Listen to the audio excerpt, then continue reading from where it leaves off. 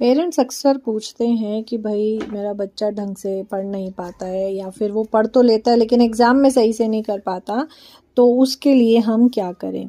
तो देखिए सीधी सी बात है, सबसे पहले तो आप जब उसको लर्निंग कराते हैं, अगर लर्निंग में वीक है, सबसे पहले ना प्रॉब्लम समझो उसकी कि प्रॉब्लम कहाँ पर है। एक होता है बच्चा शैतान है, वो इसलिए नहीं कर रहा। एक होता है कि भाई उसको कर तो लेता है लेकिन जो भी याद करता है थोड़ी देर तक याद होता है फिर भूल जाता है।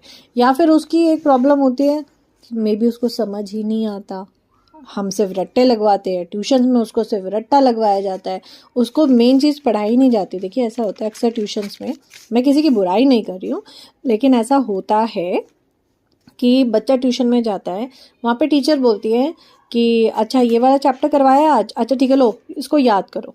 नहीं, ये चीज़ गलत है। बच्चे ने अगर चैप्टर नहीं पढ़ा, उसको कुछ समझ नहीं आया चैप्टर में, तो वो कैसे करेगा। अब जैसे मैं पढ़ाती हूँ, मैं भी ये नहीं कहूँगी कि मैं सभी बच्चों को सारे चैप्टर्स करवा देती हूँ। देखो ऐसा तो कोई भी ट्यूशन टीचर नहीं कर पाएगा कि वो हर चैप्टर करवा दे, क्योंकि उसको एक ही टीचर को बहुत सारे सब्जेक्ट्स कराने होते हैं।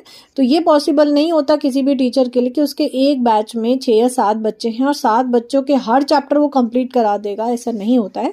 तो जैसे हिंदी होता है, हिंदी में क्या होता है, हिंदी में थोड़ा सा ईजी होती है चीज़ें, बच्चे अपना चैप्टर खुद से पढ़ सकते हैं। हाँ, मैं क्या करती हूँ, पास में बैठ के उनको बोलती हूँ कि चैप्टर रीड करो।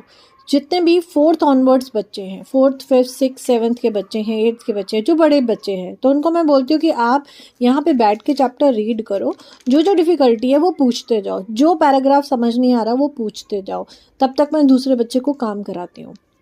तो ये थोड़ा-सा पैटर्न को फ़ॉलो करना पड़ता है।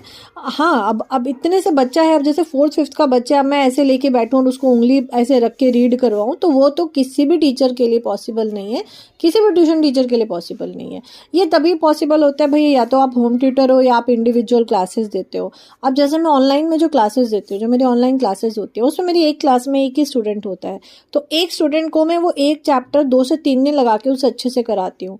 स्पेसिफिकली जैसे ईवीएस के हैं या फिर इंग्लिश के हैं, तो ये जो सब्जेक्ट्स होते हैं, तो वहाँ पर टाइम है आपके पास, आपको अपना पूरा टाइम एक ही बच्चे को देना है फोकस होके। बट ऐसा होता है ग्रुप स्टडीज़ में थोड़ा सा चीज़ों को ध्यान रखना पड़ता है। तो इसलिए पहले आप बच्चे की समस्या को ढूंढिए, निकालिए कि बच्चा याद क्यों नहीं कर पा रहा है। क्या ऐसा है कि वो हिंदी तो याद कर लेता है लेकिन इंग्लिश नहीं याद कर पा रहा है, इसका मतलब उसे चैप्टर समझ नहीं आ रहा। ईवीएस नहीं याद कर पा रहा है, इसका मतलब उसे चैप्टर समझ नहीं आ रहा। तो सबसे पहले फाइंड आउट करिए कि बच्चे की समस्या कहाँ पर है। Hope you like this video.